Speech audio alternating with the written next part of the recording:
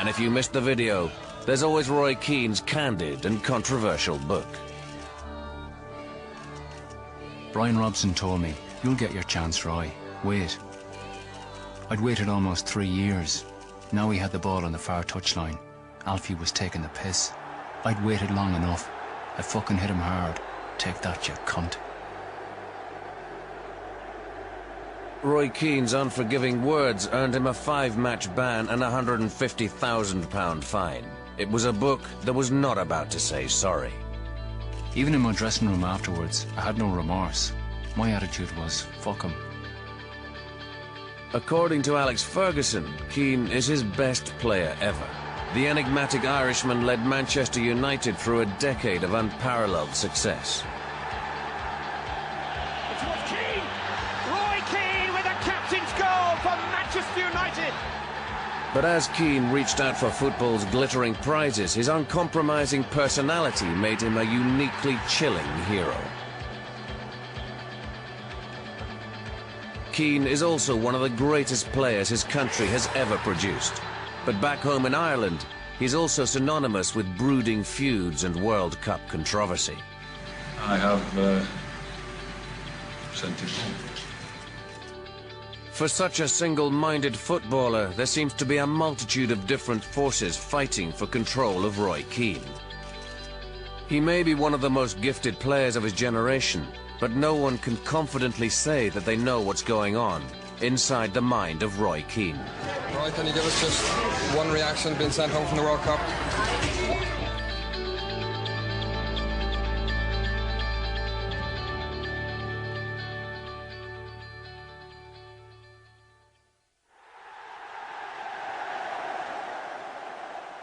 Rush, perfectly timed break.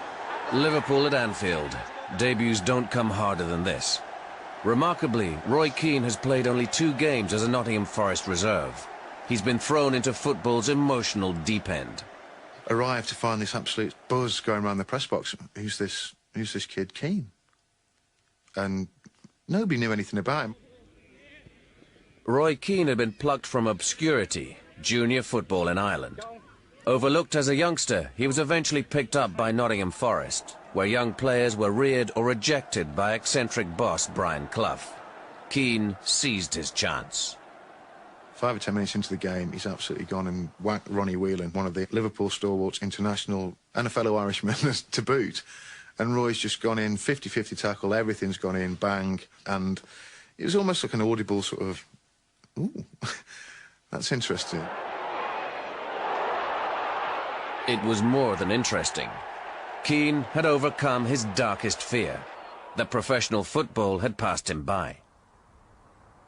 Against the odds, Roy Keane had escaped his native Cork. Ireland's second city in the 70s and 80s was an unemployment black spot. Living here, his family had found money and jobs hard to come by. I think there's a Monty Python version of Roy's upbringing as well, and Mayfield, and how rough it was, and the wrong side of the tracks, and I think that's lazy, and I think that's not really what it was like. It's a good, decent, strong, working-class community in Cork. He's spoken himself about how Cork people tend to grow up with 2 things.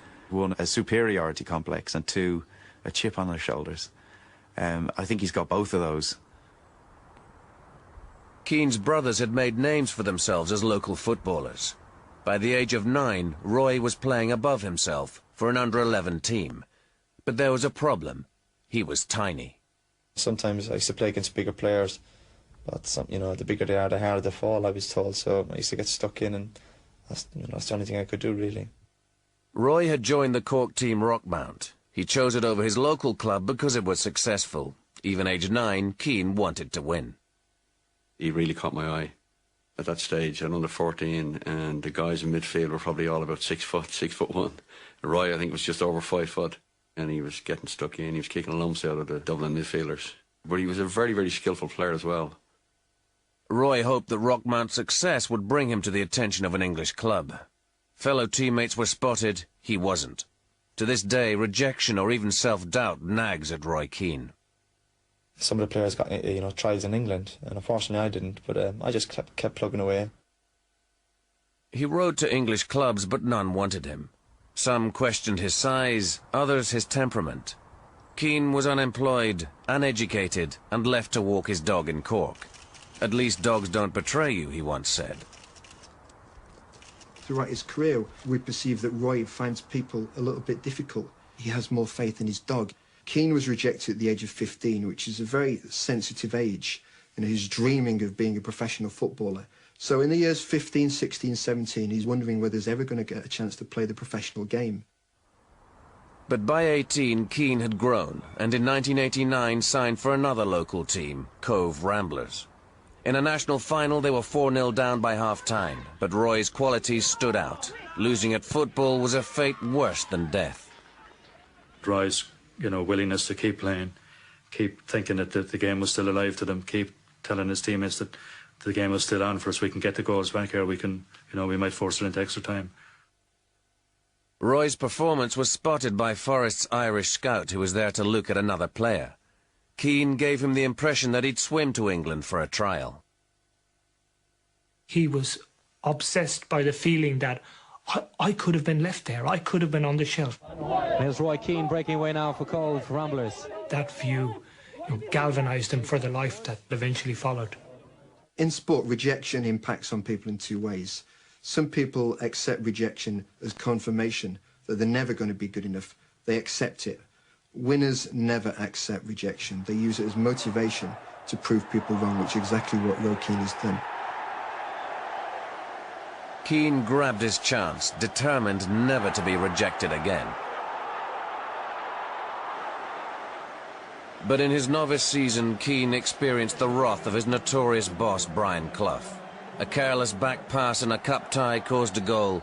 Clough then humiliated Keane and reduced him to tears. So obviously we've gone back into the dressing room and, heads down and dejected and fed up. And there's no Roy and there's no Mr. Clough. And the next thing we know, Roy's come into the dressing room and, he's got tears in his eyes. Brian was good at smacking people in the stomach. He'd give you a whack in the stomach just to get a point to him. If Roy made a mistake, then he'd try and get the point to him, doing something like that. It really hurt Roy, and he was just very dejected and head down and, again, just gutted. By May 1991, Forest's cup run had taken them to Wembley. A year on from rejection and unemployment in Ireland, Roy Keane was playing in an FA Cup final. Surprisingly, he now admits he was distracted. What should have been a wonderful landmark in my life became a bloody nightmare. Keane's problem was getting match tickets for his friends back home. I was desperate not to snub anyone. I begged and scrounged every ticket I could lay my hands on. He needed 45, but an hour before the match, Keane still had no tickets for his two brothers. He was frantic. I had £900 in cash. I gave my brothers the money and prayed they'd find a tout. He daren't let people, particularly back home, think he's got too big for his boots. And that's one of his battles with the game of football, to prove to people that the game isn't going to go to his head. He's still going to be down-to-earth Roy, who looks after his friends. Even when he was playing, Keane was unsure if his brothers were in the ground. It was a draining distraction. All the nervous energy had left me drained and virtually legless. His brothers saw the game, but Spurs scored and Forest lost, and Keane contributed little.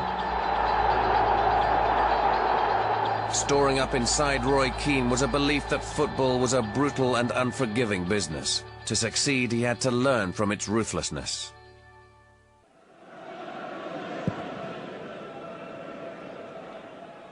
In 1993, Forest, with this defeat, were relegated from the Premiership. Despite this, Keane's book surprisingly describes an almost relaxed dressing room atmosphere. Some of the players were cracking jokes in the showers. I couldn't believe it. My own reaction was a mixture of guilt and hurt. It taught him a lesson, and that's what makes him different. High achievers are different.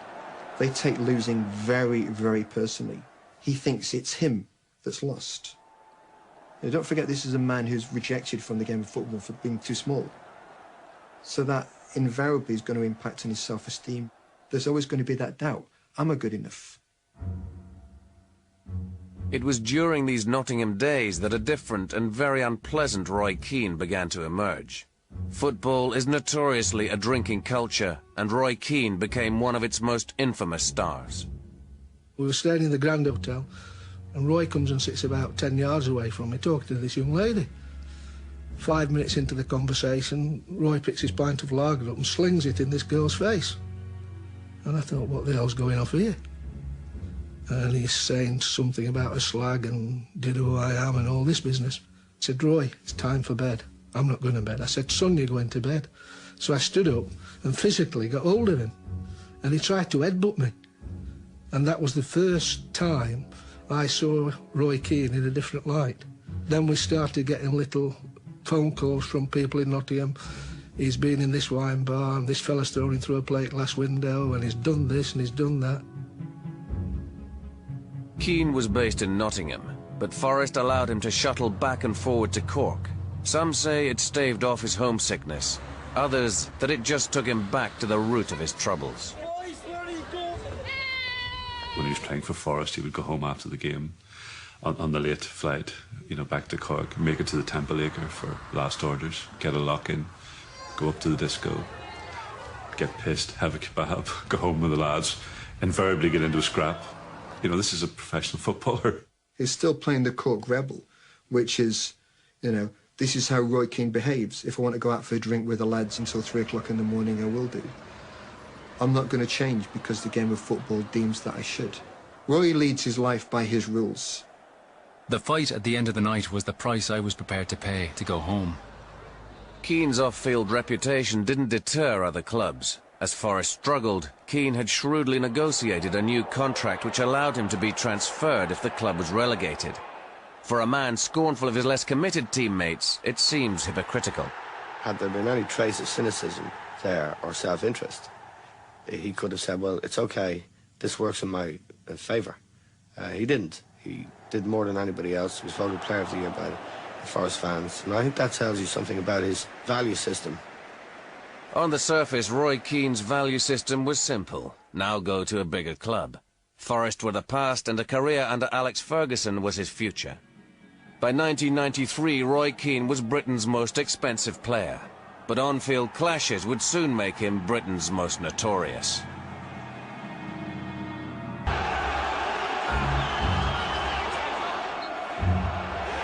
This is Roy Keane's first red card.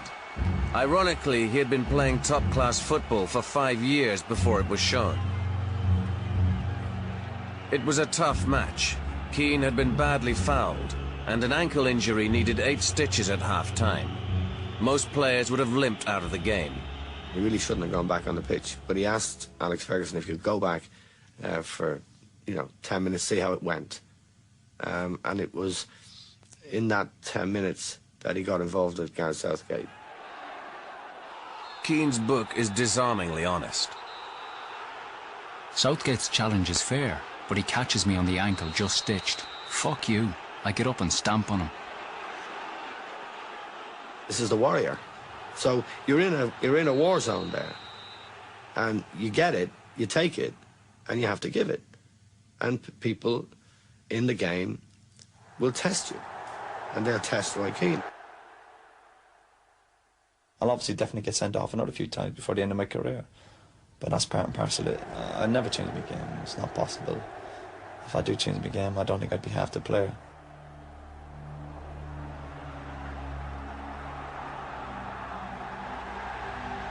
Keane the Warrior is the on-field embodiment of his compulsive manager, Alex Ferguson. Ferguson and Keane are kindred spirits. And what he saw in Keane, I think, was something he had in himself, which was this hunger, this appetite, this complete and utter single-minded desire to win. Alex sees in him the sort of perfect mould of the midfield player that you've got to have in the modern game. That was once the domain of the creators. Now it is the area of the athletes. Keane had no difficulty adapting to one of the world's biggest clubs, but his ease in meeting the challenge on the field only served to underline his isolation off it. I think the real Roy Keane is in the contradictions. The warrior on the field, the shy guy off the field, the guy who seems to come across as this incredibly antisocial loner. I think he was lonely. He was living alone in a flat on the outskirts of Manchester, which is pretty bleak existence when you finish training. So I think going out for a few drinks with the lads was an option that he took. And I think shyness is a part of it. I had to go and have a drink for 3 or 4 hours before I met my teammates to go out on a social occasion.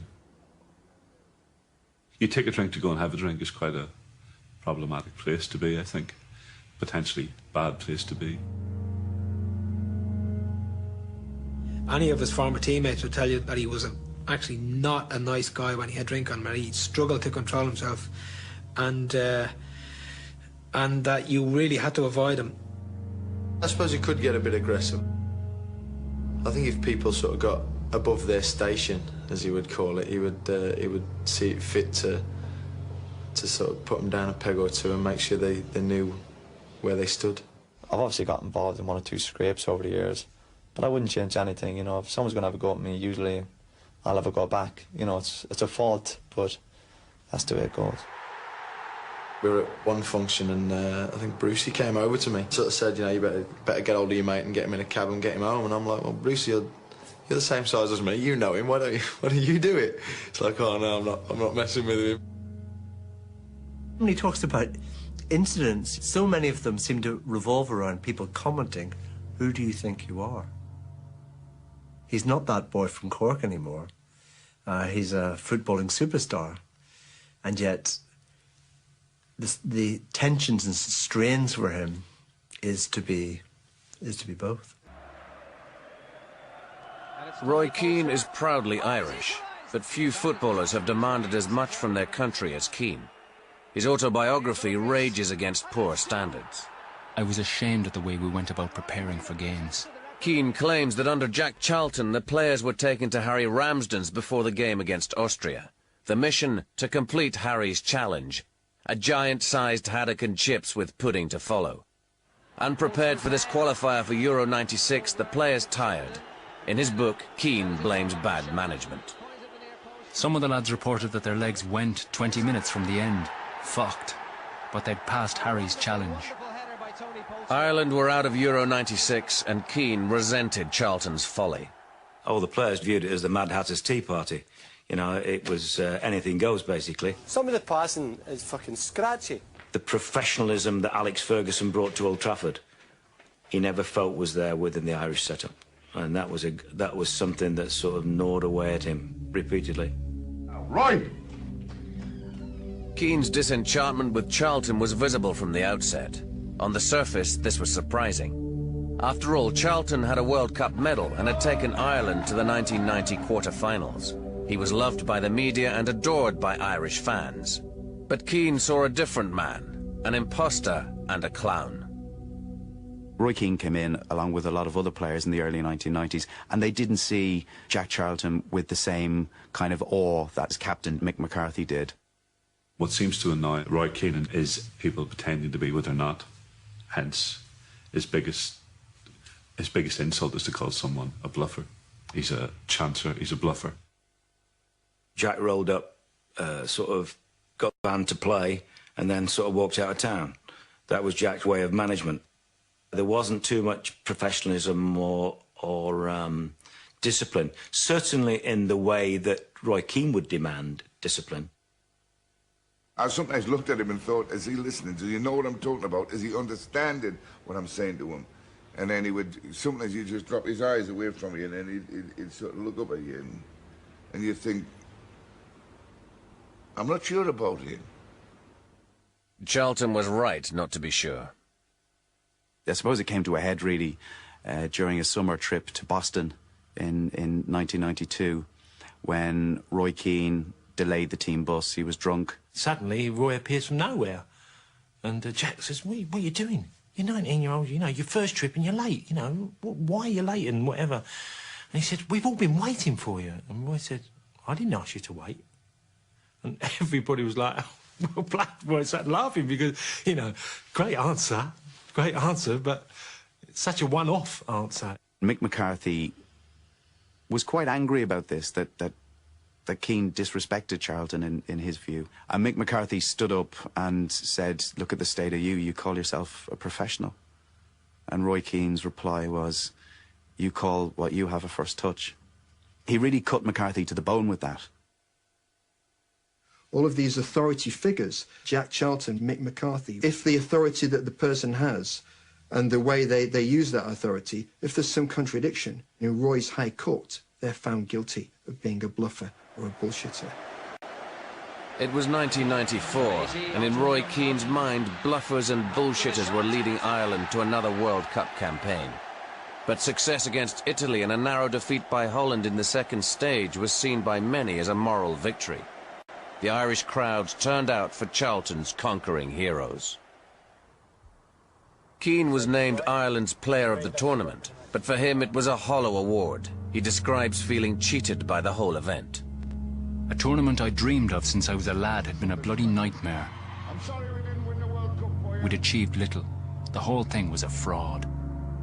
We want to know more of this, you know, anything we'll do for the Irish. We're just here to make up the numbers and have a party at the World Cup.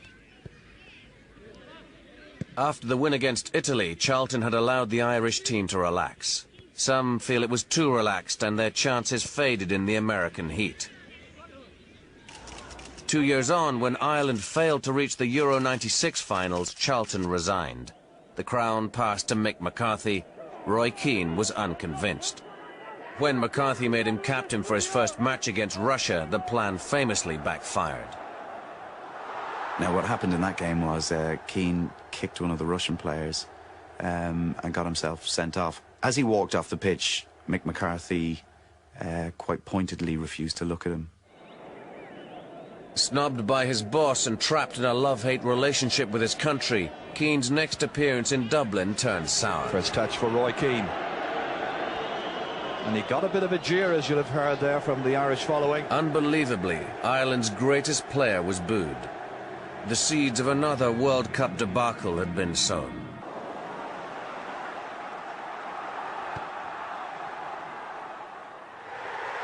In United's otherwise upbeat review of the '97 season, this dark incident is singled out for depriving the team of their captain. Leeds are 1-0 up. Keane desperately chases the game and describes in his autobiography lunging after an opponent. A rash tackle he admits was premeditated. Alfie Haaland was winding me up from the beginning of the game. 4 minutes from time I lunged in desperation at Haaland. I knew it would probably mean a booking, but fuck it, he'd done my head in. Eventually he decides, you know, to settle this, and he willfully goes after the guy, and in the lunge injures himself. I mean, a great bit of poetic justice. Keane has snapped his cruciate ligament, a career-threatening injury. Worse still, he knew a night of drinking had taken its toll. He himself attributes it to being on the piss like a couple of days previously and just being groggy as a result. So, I mean, here you have an undisputed fact that, you know, alcohol has essentially deprived him of a season. Possibly could have ended his career. 3 days before the game, Keane had a drinking session at a hotel in Manchester. At 3:30 a.m. he was drunk and got into a brawl with, unbelievably, United fans from Dublin. Roy was on the front pages of the tabloids again, and has confided this was a bitter pill to swallow. Not for the first time, I felt a mixture of shame and remorse for letting everybody down. Teresa, my family at home, the club, Alex Ferguson. Keane admits he was in no shape for the game. Too little sleep, too much despair. He describes his performance as bloody awful.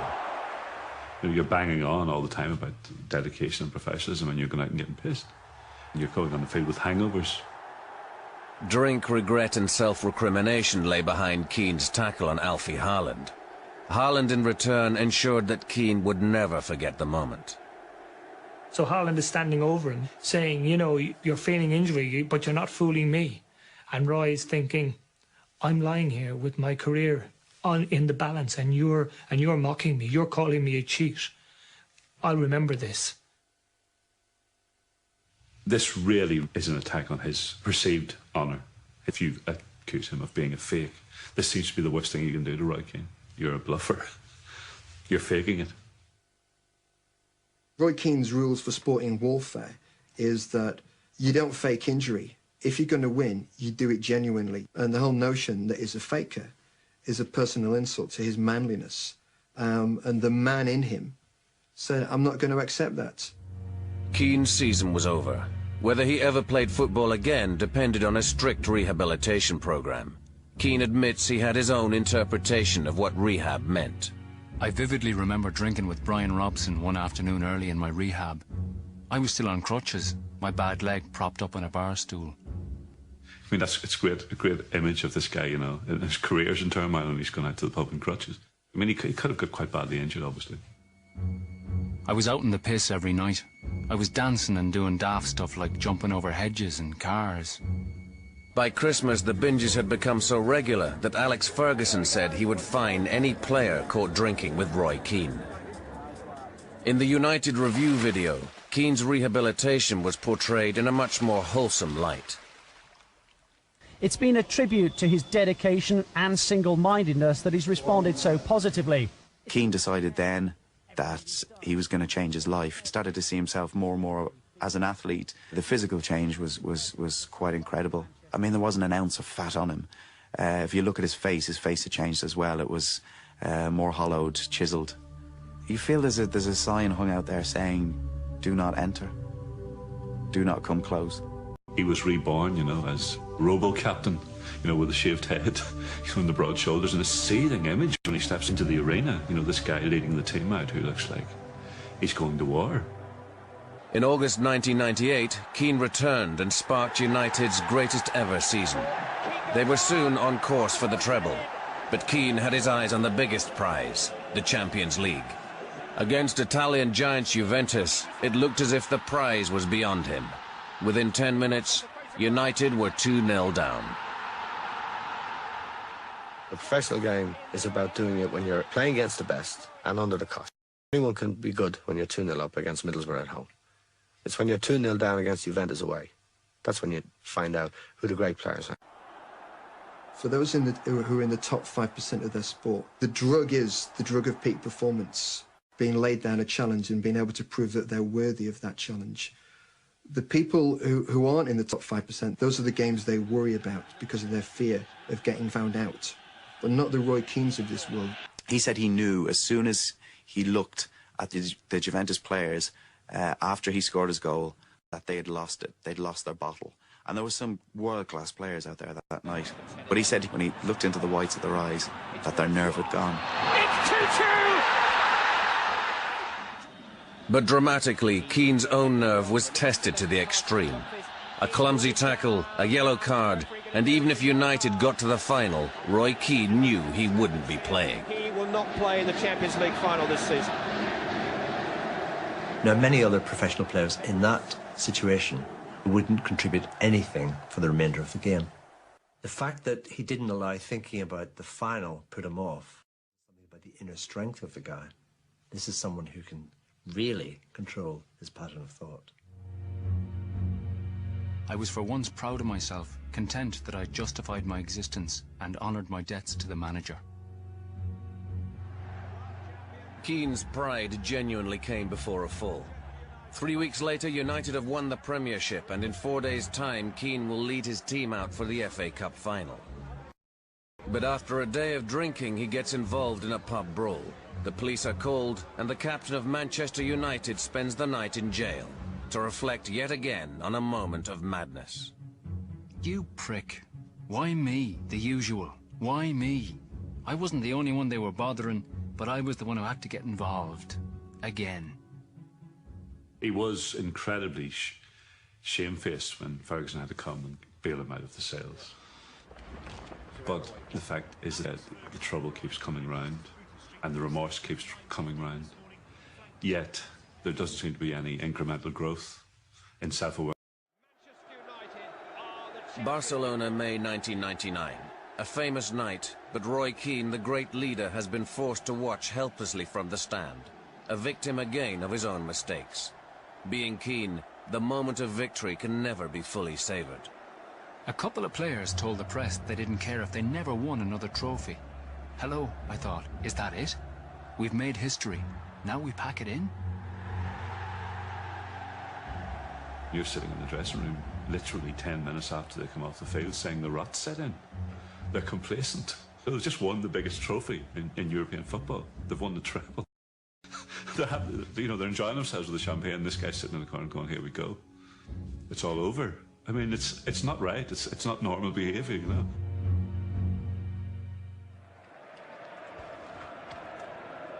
In a video dedicated to the highlights of Roy Keane's career, this scene stands out not only for its shuddering violence, but the different interpretations that Keane has placed on it since the events. It's the revenge tackle he made on Alfie Haaland. Keane has offered different explanations, none of them consistent. The one in this video is the least plausible, that Roy Keane is the victim. And you know damn well they're going to book you. I just know I'm going to be booked by certain referees. I've said it to Ellery before, and I think he sent me off 4 times. And probably deservedly so. And he's, you know, I've said to him before the game, I said, you might as well book me now in the tunnel, and let's just get it over with. Now, Roy Keane often constructs himself in his language as being that of victim. He's the victim of other players, of bad tackles, of strutting referees who are just out to book him. So this is very much a fighting back response. And in this particular case, of course, he says that it's fighting back for a particular thing that had happened to him previously. But when you watch it, you think, how can anyone justify this kind of tackle? But in his autobiography, which has deepened the controversy around the tackle, Keane has since admitted it was calculated, deliberate and savoured. I'd waited long enough. I fucking hit him hard. The ball was there, I think. Take that, you cunt. My attitude was fuck him. What goes around comes around. He fucked me over and my attitude is an eye for an eye. And don't ever stand over me again sneering about false injuries. The parallel was not a coincidence. This is what you did to me. You stood over me and told me to get up. You don't show indifference to an opponent who has deliberately wound you up. You know, is Keane losing it? He let that go. And Roy would say, no, I ain't losing it. I ain't letting it go.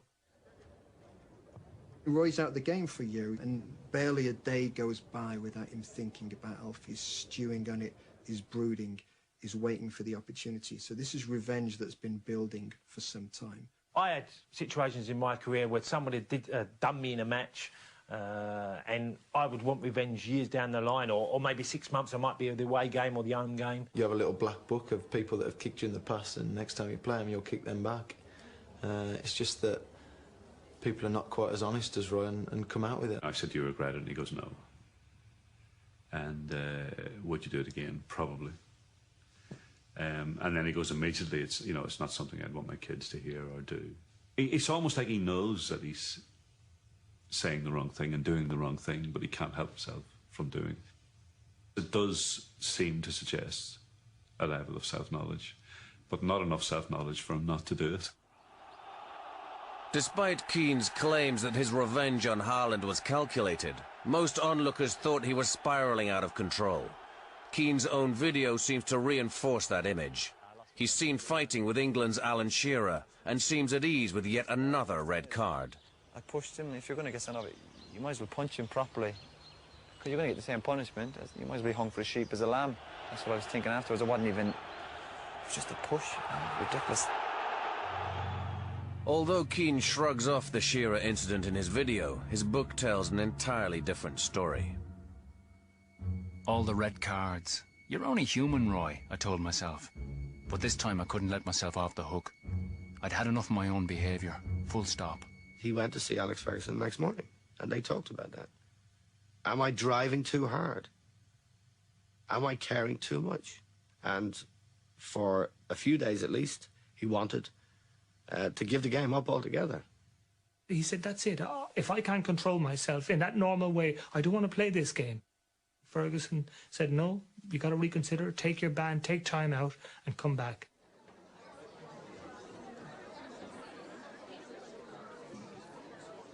There are two Roy Keanes.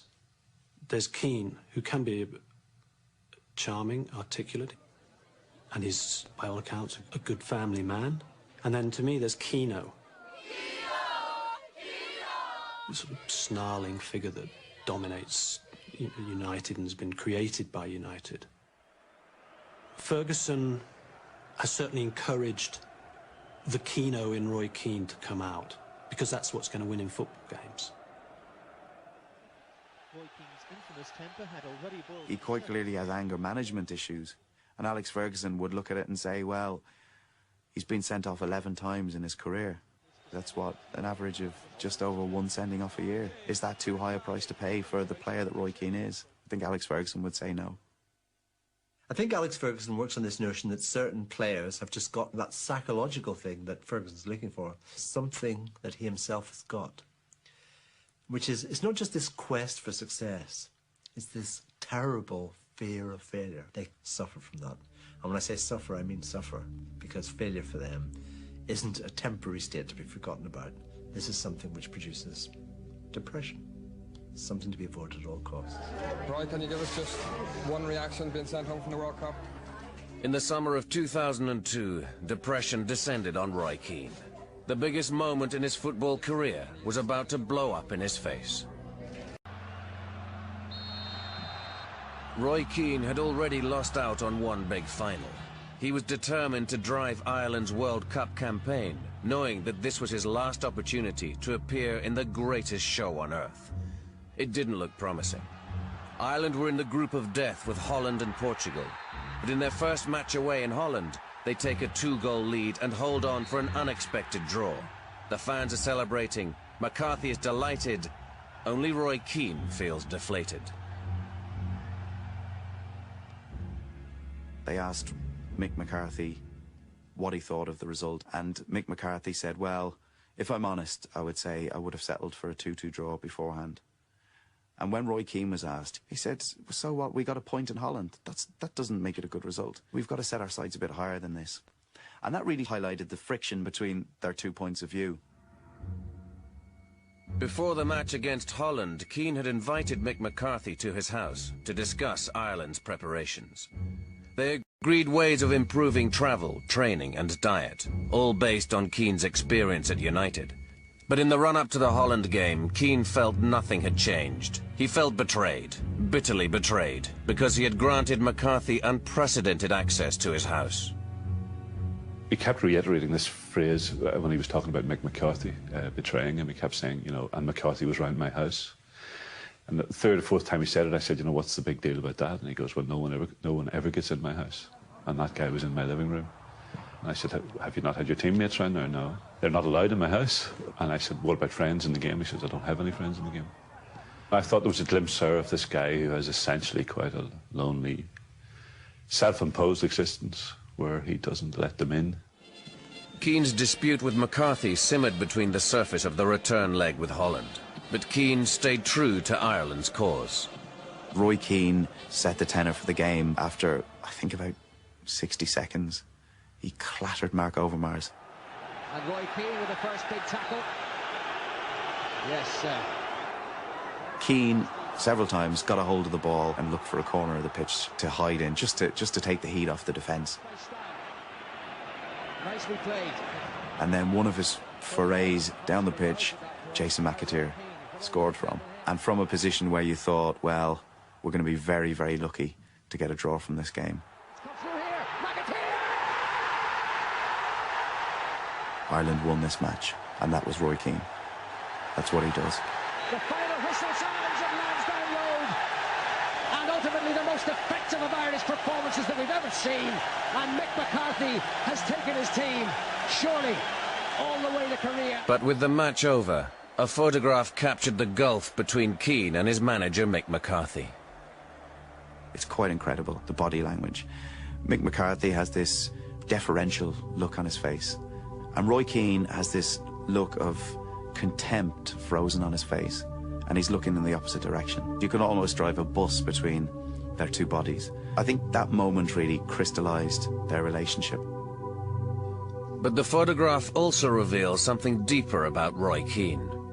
You watch the joy on his face when McAteer scores. It's like, oh, he could not be happier. He could not be happier. It's like absolutely fantastic. Well done, Jason. Ireland, brilliant. We're on our way. Fantastic. Final whistle goes and it's bang. It's where his family had been involved in a tragic road accident. He walks off the pitch and it's like, you know, no joy at all. So what? Move on.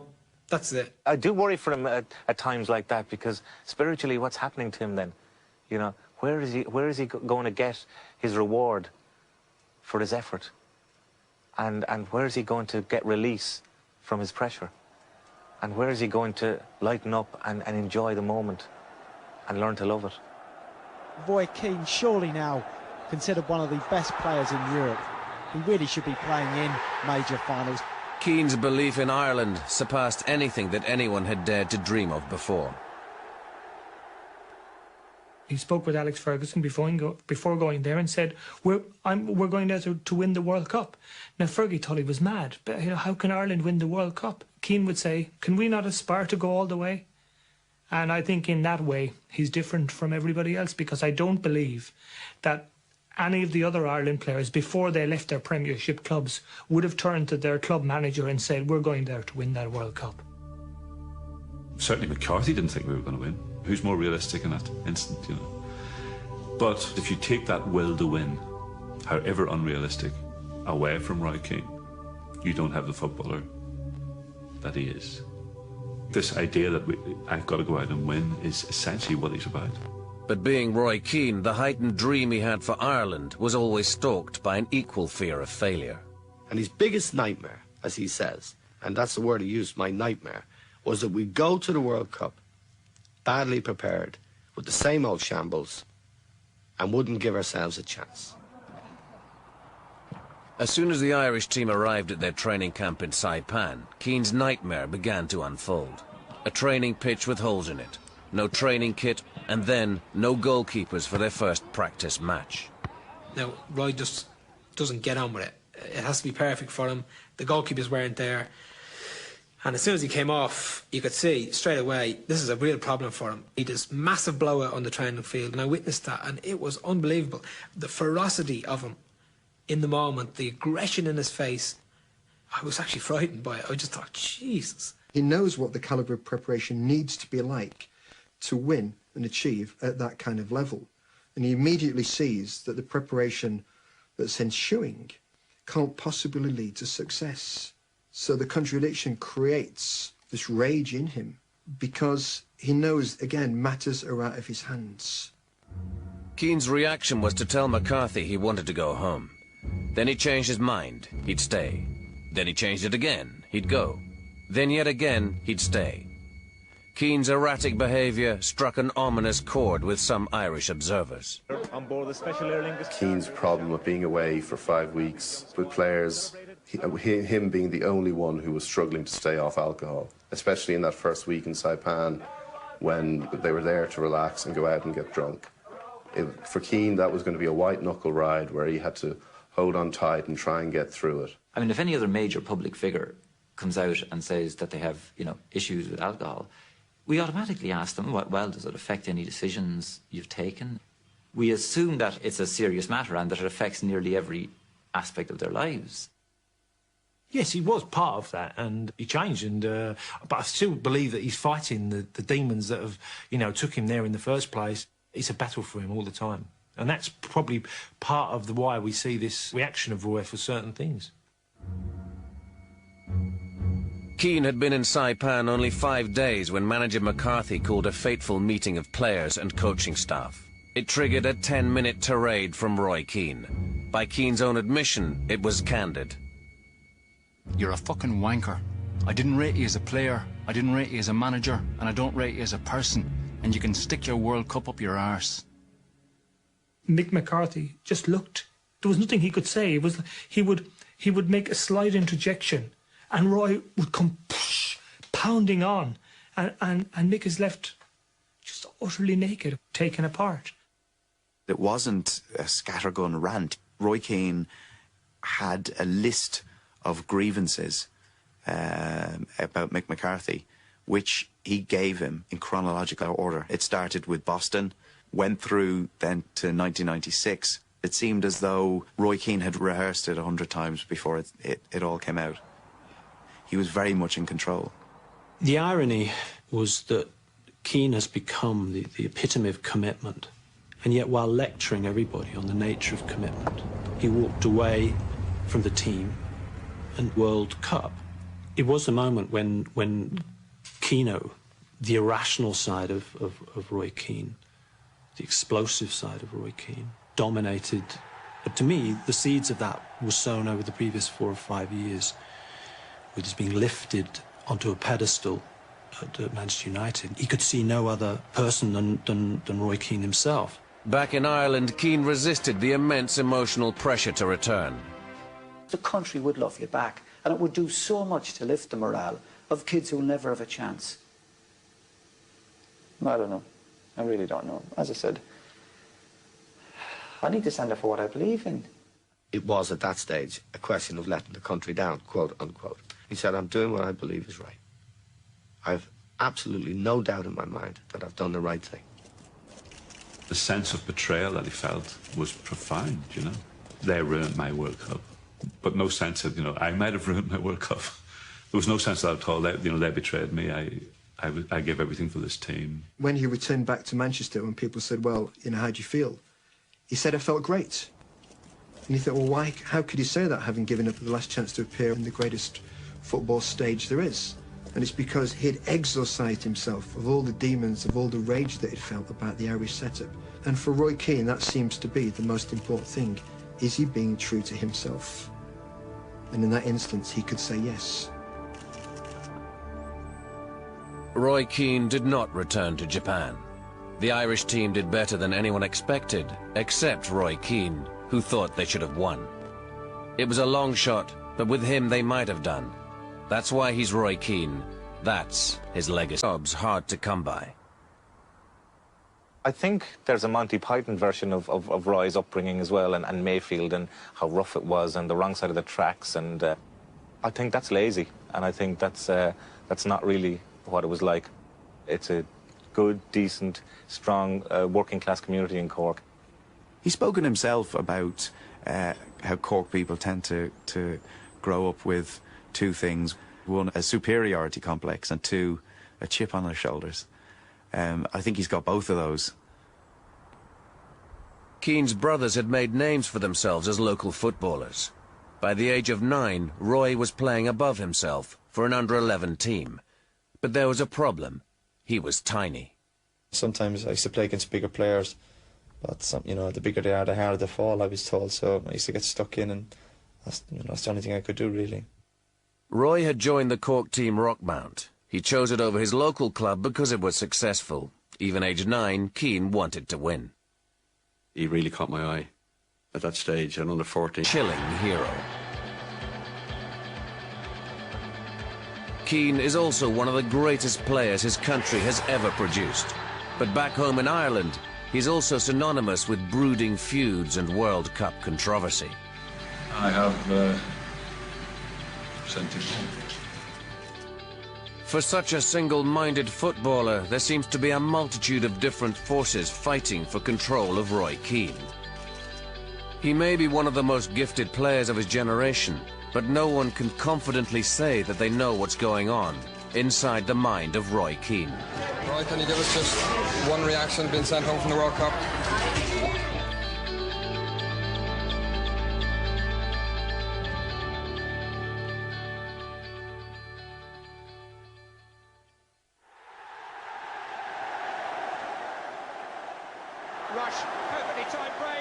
Liverpool at Anfield. Debuts don't come harder than this. Remarkably, Roy Keane has played only 2 games as a Nottingham Forest reserve. He's been thrown into football's emotional deep end. Arrived to find this absolute buzz going around the press box. Who's this kid Keane? And nobody knew anything about him. Roy Keane had been plucked from obscurity, junior football in Ireland. Overlooked as a youngster, he was eventually picked up by Nottingham Forest, where young players were reared or rejected by eccentric boss Brian Clough. Keane seized his chance. 5 or 10 minutes into the game, he's absolutely gone and whacked Ronnie Whelan, one of the Liverpool stalwarts, international, and a fellow Irishman to boot. And Roy's just gone in, 50-50 tackle, everything's gone in, bang. And it was almost like an audible sort of, ooh, that's interesting. It was more than interesting. Keane had overcome his darkest fear, that professional football had passed him by. Against the odds, Roy Keane had escaped his native Cork. Ireland's second city in the 70s and 80s was an unemployment black spot. Living here, his family had found money and jobs. And the guys in midfield were probably all about 6 foot, 6'1". Roy, I think, was just over 5 foot, and he was getting stuck in. He was kicking lumps out of the Dublin midfielders. But he was a very, very skillful player as well. Roy hoped that Rockmount's success would bring him to the attention of an English club. Fellow teammates were spotted, he wasn't. To this day, rejection or even self-doubt nags at Roy Keane. Some of the players got, tries in England, and unfortunately I didn't, but I just kept plugging away. He rode to English clubs, but none wanted him. Some questioned his size, others his temperament. Keane was unemployed, uneducated, and left to walk his dog in Cork. At least dogs don't betray you, he once said. Throughout his career, we perceive that Roy finds people a little bit difficult. He has more faith in his dog. Keane was rejected at the age of 15, which is a very sensitive age, and he's dreaming of being a professional footballer. So in the years 15, 16, 17, he's wondering whether he's ever going to get a chance to play the professional game. But by 18... And if you missed the video, there's always Roy Keane's candid and controversial book. Brian Robson told me, "You'll get your chance, Roy. Wait." I'd waited almost 3 years. Now he had the ball on the far touchline. Alfie was taking the piss. I'd waited long enough. I fucking hit him hard. Take that, you cunt. Roy Keane's unforgiving words earned him a 5-match ban and a £150,000 fine. It was a book that was not about to say sorry. Even in my dressing room afterwards, I had no remorse. My attitude was, fuck him. According to Alex Ferguson, Keane is his best player ever. The enigmatic Irishman led Manchester United through a decade of unparalleled success. It was Keane! Roy Keane with a captain's goal for Manchester United! But as Keane reached out for football's glittering prizes, his uncompromising personality made him a uniquely